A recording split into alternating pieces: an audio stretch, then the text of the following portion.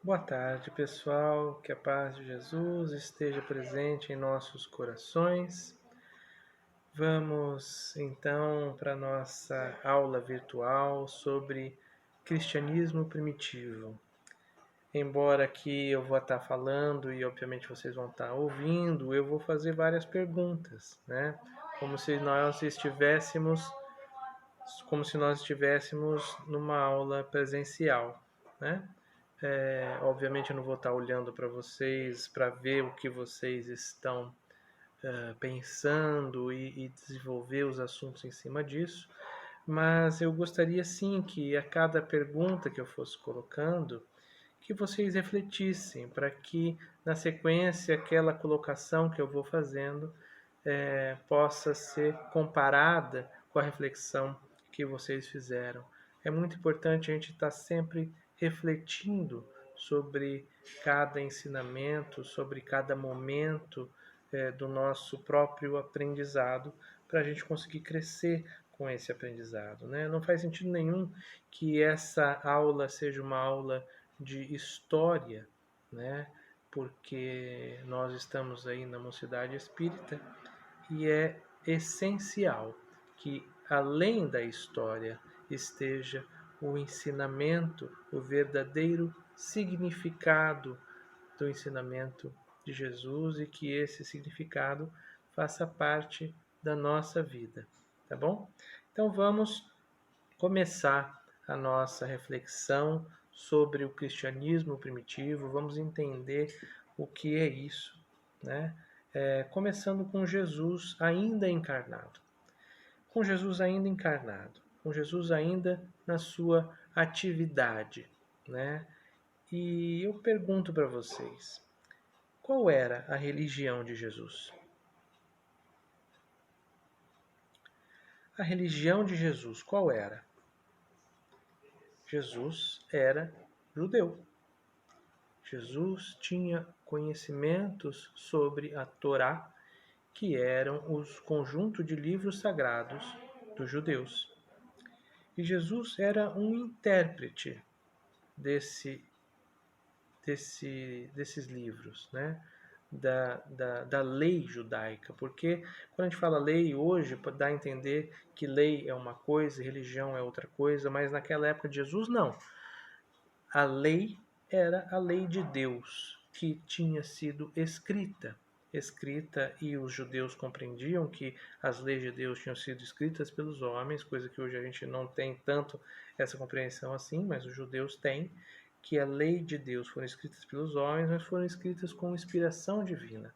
A Bíblia, hoje para nós, ou a Torá para os judeus, são uma série de livros escritos por inspiração divina por grandes profetas que os judeus tiveram. Muito bem. Então, Jesus era um intérprete dessas leis, como era comum naquela época que houvessem os intérpretes. Tá? Existia a estrutura hierárquica, né, sacerdotal do judaísmo, né, que era fundamentada também em alguns livros da Torá, né, que de descendentes da tribo de Levi, os levitas, né, que seriam os sacerdotes e que responsáveis, né, pela manutenção doutrinária, vamos dizer assim, no contexto do judaísmo. Mas você tinha as pessoas que eram grandes estudiosas. Entre esses grandes estudiosos, muitos fariseus que eram responsáveis, muitas vezes, né, por dar aulas, principalmente para os judeus mais ricos, né? Então você tinha essas pessoas, esses mestres que davam aula, né, para judeus, filhos de judeus ricos, né? E assim instruíam essas crianças, depois esses jovens. Mas existiam também outros mestres que lidavam com o povo diretamente, né? Alguns itinerantes, ou seja, que ora estavam numa região, ora estavam na outra, e que faziam as suas interpretações, né, sobre os ensinamentos da Torá. Uma desses mestres era Jesus, né? Os mestres eram chamados de rabi. Rabi é a palavra para mestre ali entre os judeus daquela época. E um desses rabis era Jesus. Talvez, inclusive, o mais incômodo de todos estes rabis, né? Por que o mais incômodo destes rabis? Porque as interpretações que ele dava para a Torá, né, eram interpretações que muitas vezes iam contra o entendimento geral que as pessoas tinham naquela época, ou iam contra também a interesses que os judeus tinham naquela época, e de certa maneira o ensinamento de Jesus ele vai contra interesses que nós mesmos temos hoje. Tá? Então nós temos interesses, por exemplo, em levar a nossa vida na valsa, em fazer as coisas tudo da maneira como nós pensamos, aproveitando ao máximo, né, os prazeres, aproveitando ao máximo eu vou chamar de benefícios que não são exatamente benefícios, mas que nós às vezes entendemos como benefícios, né, dos prazeres. E Jesus, na verdade, no seu exemplo, no seu ensinamento, nos mostra que nós podemos sim e devemos sim buscar a nossa felicidade, mas que existem certas linhas, né? Uma estrada estreita, um caminho estreito pelo qual nós podemos passar. Não é que o caminho largo é o da perdição, mas o caminho estreito é o da salvação. Não é mesmo? Então, esse ensinamento de Jesus, mesmo hoje, contrapõe muito das nossas próprias vontades, muito do que a sociedade propaga, né? E naquela época também. Então, isso incomodava principalmente essas classes dominantes, né, do judaísmo.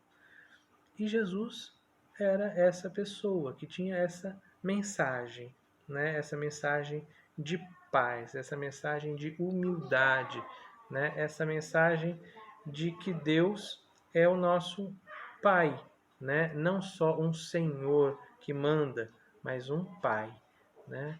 E essa mensagem de paz, ela é determinante, né, no ensinamento de Jesus. A mensagem de Deus como Pai é também determinante no ensinamento de Jesus. Né? E Jesus se autodenominava o Messias. Né? Ele se autodenominava o Messias e os seus discípulos, né, também o entendiam como Messias. Né? Tem uma passagem que Jesus pergunta aos apóstolos: o que as pessoas dizem que eu sou? Né? E pergunta: e vocês, discípulos, o que vocês acreditam que eu sou? E Pedro responde: tu és o Messias. E então existe esse entendimento de que Jesus é o Messias. Mas o que era o Messias? Né? O que era o entendimento de Messias para as pessoas daquela época? Então, na religião judaica, existia essa figura do Messias, né? O que é o Messias? O Messias é o Salvador, o Filho de Deus que é enviado para salvar e para governar o povo. Né? Essa ideia de Messias é uma palavra de origem hebraica e ela remonta à própria história dos hebreus, né? Desde lá do rei Davi, que foi ungido, né? Ungido é colocar óleo sobre a cabeça, né? Então, o Davi foi ungido pelo profeta muito antes ainda de se tornar rei, e o profeta predisse que ele seria rei, né? E ungiu a cabeça de Davi. E Messias significa o ungido, né? O ungido que acaba governante. Então, essa palavra Messias, na época de Jesus, tinha-se essa ideia de que Messias seria o enviado de Deus, né, que se transformaria no governante dos hebreus, no governante dos judeus. e que esse governo seria um governo de paz, de justiça, de amor, né? Então, quando Jesus se autodenomina o Messias como Salvador do povo, na verdade a mensagem dele era diferente dessa, mas o entendimento que se tinha sobre a palavra Messias era esse, era de um líder político, alguém que fosse governar o povo e que fosse libertar o povo. De fato, Jesus está libertando as pessoas, mas de uma maneira diferente, né? Porque o reino de Jesus não era desse mundo. Não é isso que ele disse diante de Pilatos? Meu reino não é desse mundo? Muito bem. Então, isso é o significado da palavra Messias. Que Messias, traduzido para o grego, né, é Christos. E é por isso que hoje nós falamos Jesus Cristo, que na verdade seria Jesus Messias, né? Com essa ideia de Cristo, Messias, Salvador, ok? Muito bem. Então existe esse entendimento. Existe esse entendimento e mesmo entre os discípulos de Jesus, um dos discípulos de Jesus também tem o mesmo entendimento sobre a palavra Messias, sobre o que significa ser Messias, o que ele achava que era Jesus, né? Que seria esse governante, né? Que seria essa figura política que ia governar, né? Quem entre os discípulos era essa pessoa que acreditava nisso? Era Judas. Então, Judas também não traiu Jesus da maneira como nós muitas vezes pensamos, né? Não foi exatamente uma traição que Judas fez. Judas imaginava que ao colocar Jesus, ao ceder, colocar Jesus numa situação complicada, que os anjos do céu viriam para salvar Jesus e que a partir daí se estabeleceria o seu reino. Judas acreditava que ele era um instrumento para que os anjos do céu acabassem vindo auxiliar Jesus e ele passasse a partir daí a gerar o seu governo. Tá? Então esse é um entendimento importante também sobre Judas e sobre o que significava. Mas a mensagem de Jesus era outra. E qual era a mensagem de Jesus? Era a mensagem da paz. Era a mensagem do amor. E Jesus é a mensagem de quem se doa ao outro, mesmo que o outro esteja querendo lhe fazer mal, né? Se alguém lhe convidar para andar uma quantidade, você vai andar ainda o dobro, né? Se alguém quiser tomar a sua túnica, você ainda vai lhe entregar a capa, né? Se alguém quiser lhe bater na face direita, você vai oferecer também a esquerda. Esse é o ensinamento de Jesus, né? De se doar às pessoas, mesmo aquelas que estão lhe fazendo mal. E para ser coerente com essa mensagem, Jesus se doa, se deixa crucificar e acaba crucificado e desencarna por conta da crucificação. Mas tudo isso não é inútil, né? Não se perde porque Jesus desencarnou. Ao contrário, Jesus aproveita isto para ainda trazer uma lição a mais, uma lição além do amor ao próximo, que é a lição da continuidade da vida.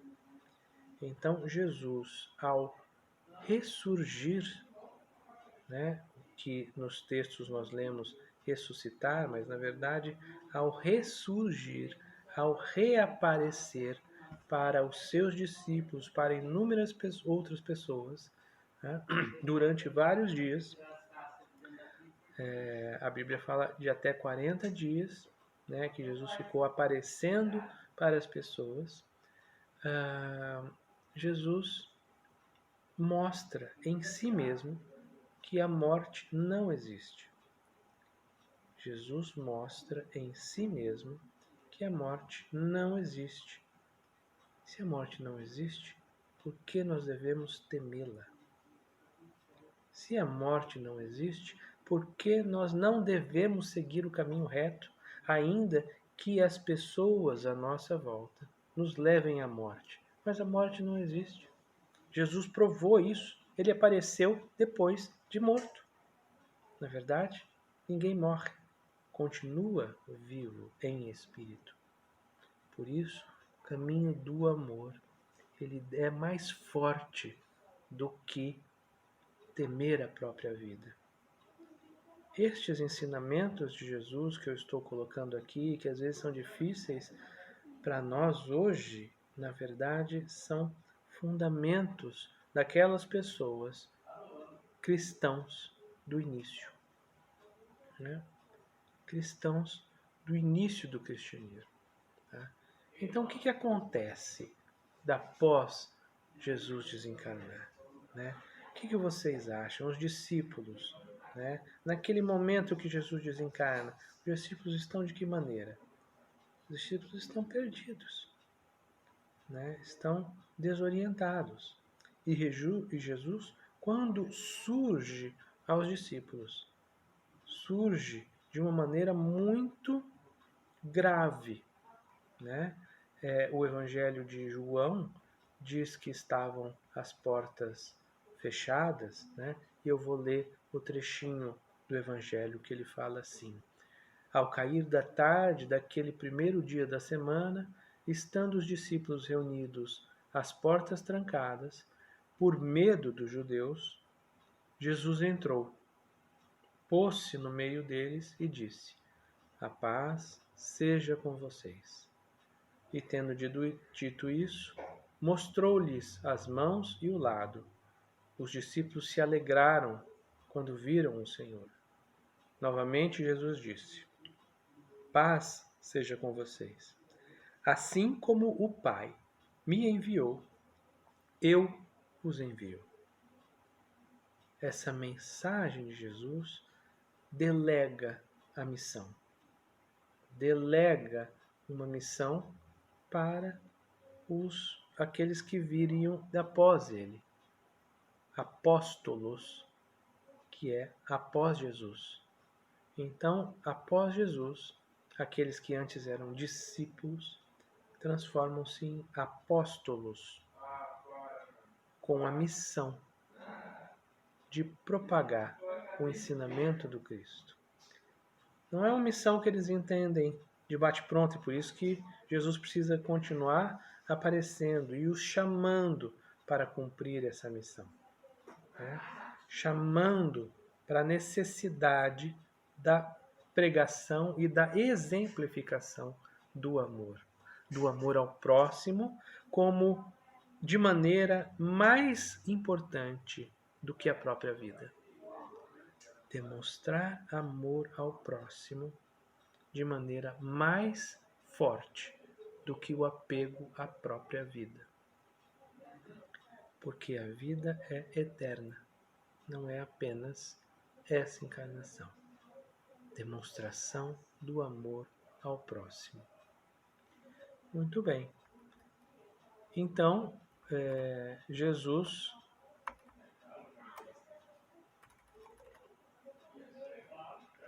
Então, aos poucos, os apóstolos assumiram essa missão, né? E, de fato, eles se reuniram e decidiram viver comunitariamente, né?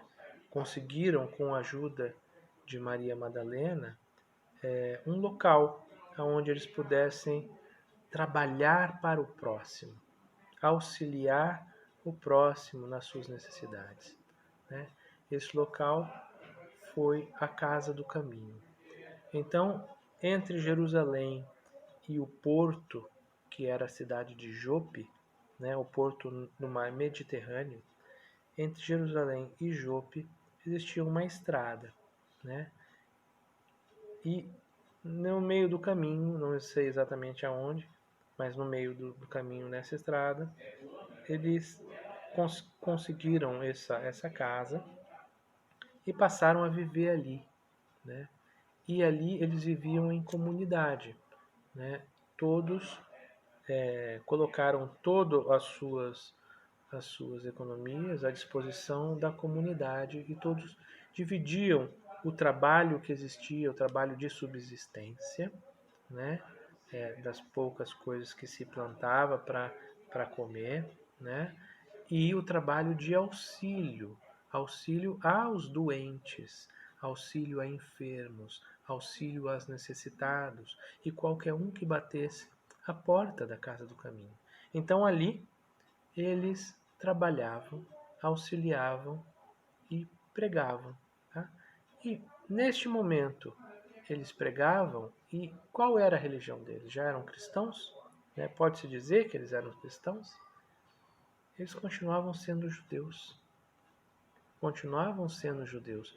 E muitas vezes eles frequentavam os próprios templos judeus, as sinagogas. E nas sinagogas existia um momento onde lia-se um trecho da Torá e a pessoa que lia interpretava. E às vezes caía para que desses nossos discípulos, agora apóstolos, né, interpretasse. Eles interpretavam esses textos conforme o ensinamento de Jesus. Tanto que os historiadores chamam essas pessoas de cristãos judeus, porque eram judeus que agiam conforme a doutrina do Cristo, que interpretavam a Torá conforme a doutrina do Cristo.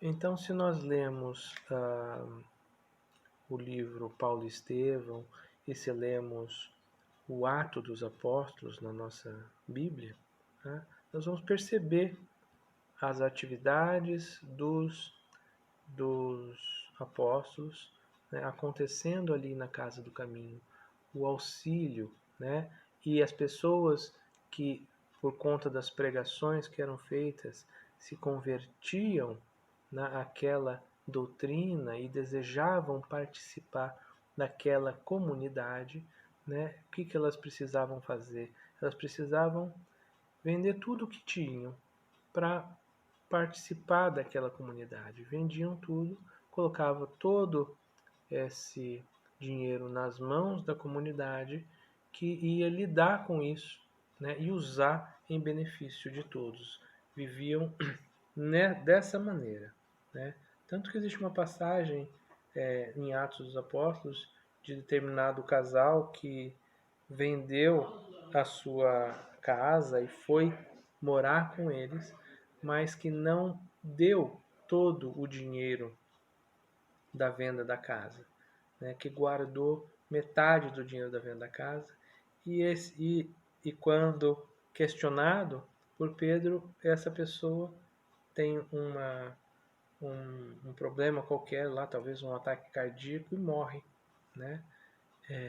E o mesmo acontece com a sua esposa. Então, para quê? Para que eles guardaram? Né? Para que eles guardaram? Em que eles iriam utilizar? A quem eles estavam enganando? Essa é a mensagem dessa passagem. Né? Muito bem. Viviam então em comunidade e praticavam a caridade. Praticavam a caridade, cuidando, né, sem custo nenhum, de qualquer necessitado que batesse sua porta. Um desses necessitados que apareceu lá, praticamente morto, carregado, né, por outra pessoa, foi Estevão. Tá? Então Estevão chegou à casa do caminho praticamente morto e foi ali cuidado. Cuidado primeiro para o restabelecimento da sua saúde e depois da sua saúde restabelecida, teve contato com a doutrina cristã. Né? e foi aprendendo, tornou-se mais adiante um orador, né, dessa doutrina dentro da casa do caminho e nas ruas, nas sinagogas. Num belo dia, uma das pessoas que vai até a casa do caminho e acaba ouvindo a pregação de Estevão é Saulo de Tarso. E Saulo entra numa discussão com Estevão. E no desenrolar dessa discussão, né, é que Saulo começa a perseguir os cristãos, começando justamente por Estevão, né, e acaba condenando, levando Estevão a um julgamento e uma condenação por apedrejamento, né, onde Estevão é condenado e acaba sendo morto por apedrejamento. Estevão é então o primeiro mártir do cristianismo e Estevão, ao ser morto por apedrejamento, ele reage ao apedrejamento? Não, não reage. Não reage nem à sua prisão, né? Ele deixa-se, assim como Jesus, deixa-se ser apedrejado, porque aquilo que ele prega, aquilo que ele crê, aquilo que ele vive no seu exemplo é mais forte do que o próprio apego à vida material, pois ele sabe que a vida permanece existindo e que não existe verdadeira razão para que nós nos desviemos do caminho reto.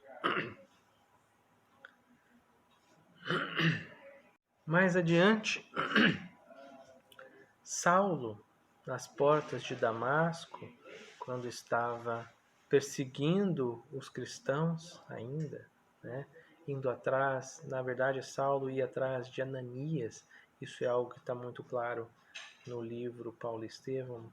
Saulo ia atrás de Ananias porque Ananias era quem havia convertido a sua noiva, né, ao cristianismo, né, e Saulo então queria vingar-se de Ananias, né?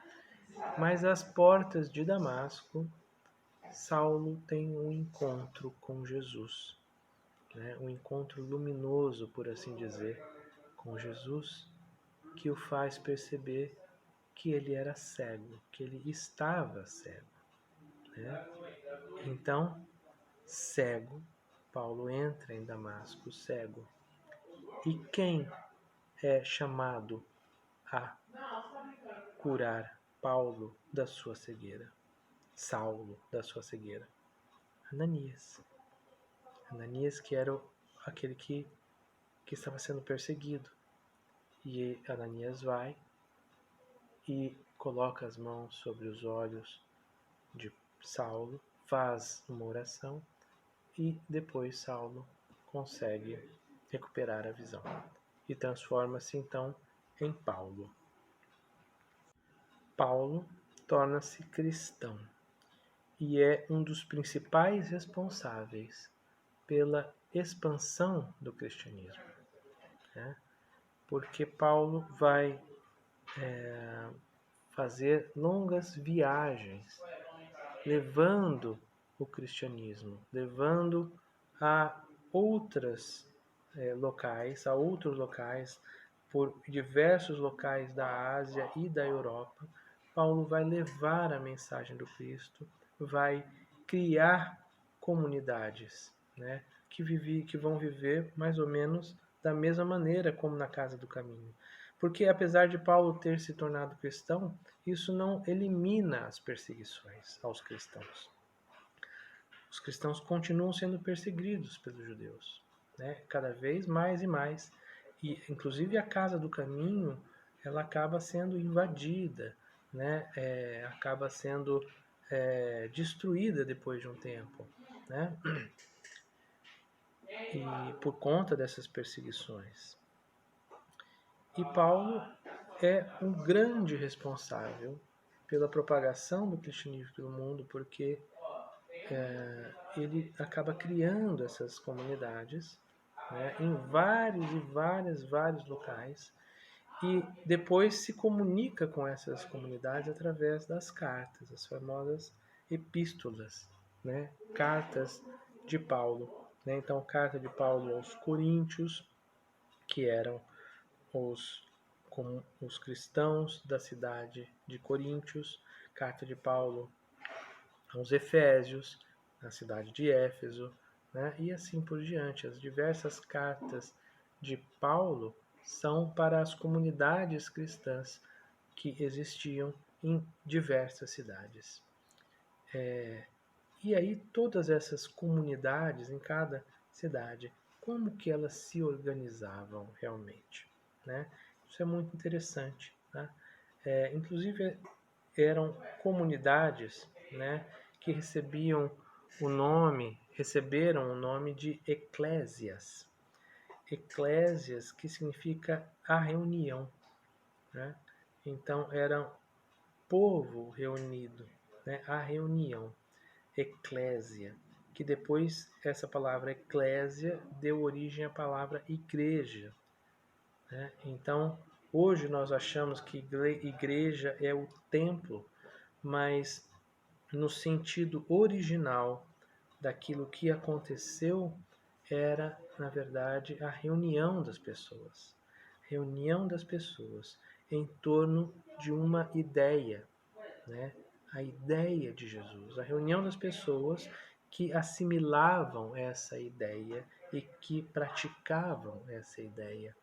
Esse é o sentido original daquilo que hoje nós chamamos igreja, né? E que nós achamos simplesmente que é um templo, mas que na verdade o sentido é a reunião das pessoas que comungam, para usar um termo católico, né? Que comungam da mesma ideia.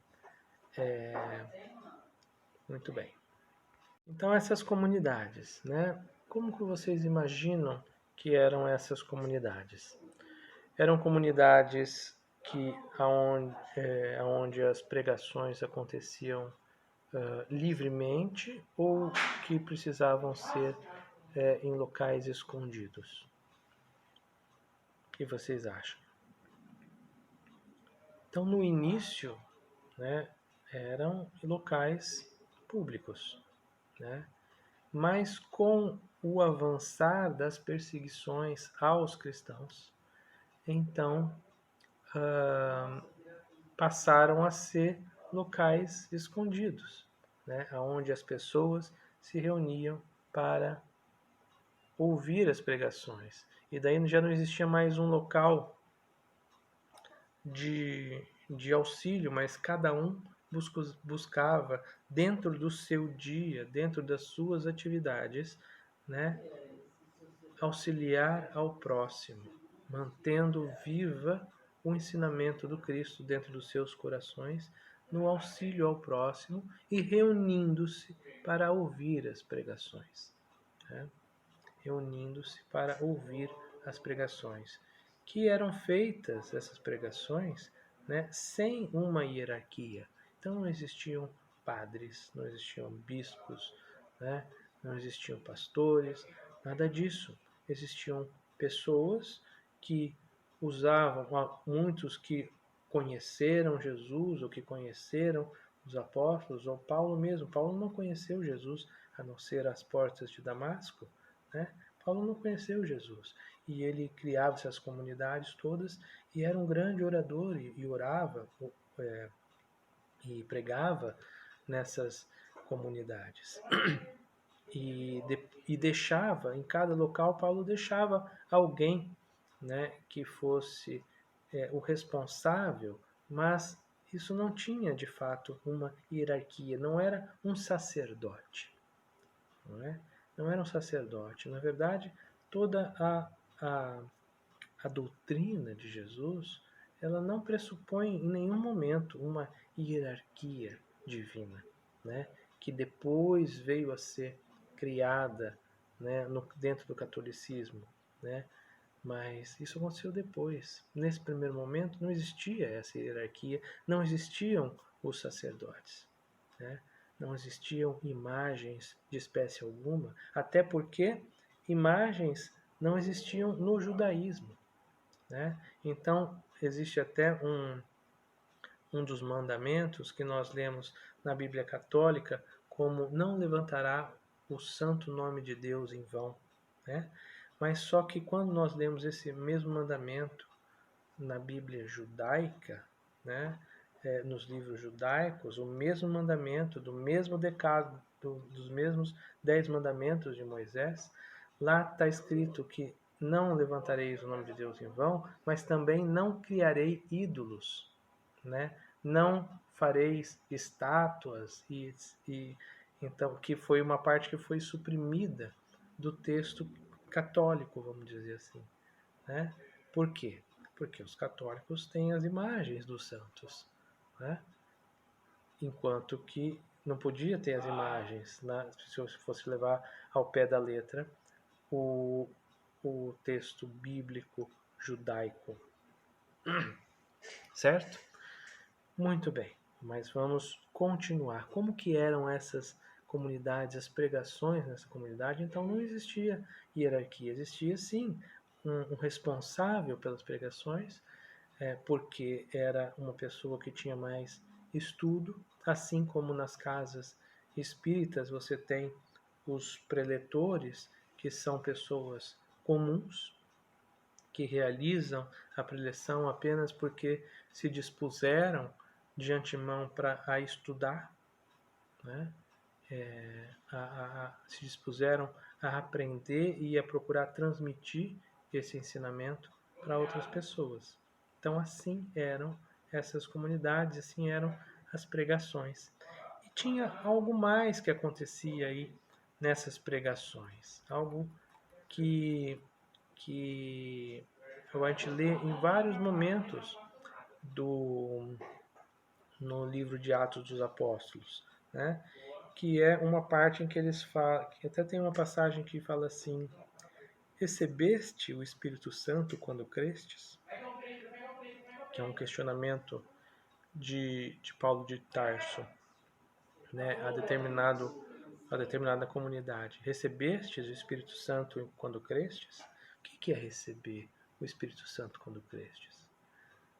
Nessas reuniões aonde acontecia a pregação, em determinado momento da pregação, após a oração, algumas pessoas recebiam o Espírito Santo, né, e começavam a pregar. O que Paulo também chamava, e é possível também achar em diversas cartas, começavam a profetizar.